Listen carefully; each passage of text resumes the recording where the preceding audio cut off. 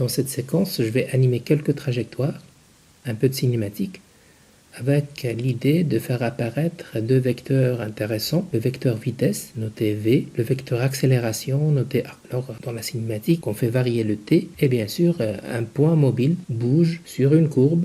Ça peut être un cercle, ça peut être une parabole, ça peut être une droite. Disons que la droite, c'est notre objectif. Mais commençons tout d'abord pour voir comment ça se passe dans d'autres contextes. Voilà le mobile. Il y a un vecteur vitesse qui reste tangent à la courbe. Il y a un vecteur A, accélération, qui entre vers la courbe. Voilà pour la première situation. Je passe à la deuxième situation, toujours la même logique. Je fais bouger le point sur la trajectoire, définie par un système paramétrique contrôlé par le paramètre t. Voilà, on voit bien le vecteur vitesse, le vecteur accélération, le point qui bouge. Encore une trajectoire définie par un système d'équations paramétriques. On fait bouger le t, donc le paramètre, le mobile bouge. Il y a toujours le vecteur vitesse qui apparaît, le vecteur v. Bien sûr, le point mobile reste sur la trajectoire.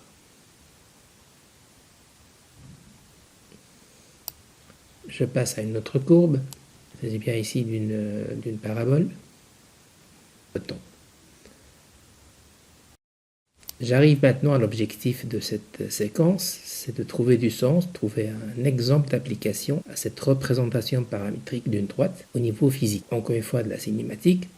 Alors juste, encore une fois, on a bien une droite, on a bien un vecteur, on a bien un point mobile contrôlé encore une fois par le paramètre t. Disons que dans ce contexte, le paramètre t représente le temps qui varie de 0 vers d'autres valeurs. Donc on fait bouger le point mobile, on remarque qu'il y a un vecteur vitesse qui suit le vecteur directeur. Par contre, il y a un vecteur accélération qui est sous forme d'un point, c'est-à-dire un vecteur nul. Voilà un mouvement avec une vitesse, un vecteur vitesse et une accélération nulle. Bon, pour reprendre un peu votre jargon physique, il s'agit bien d'un mouvement rectiligne uniforme. Vecteur donné et l'accélération est nulle. Ce vecteur A n'a pas de sens ici, en tout cas il est nul.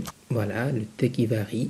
Le point bouge sur la droite, défini par sa forme paramétrique. Il y a un seul vecteur qui reste tangent.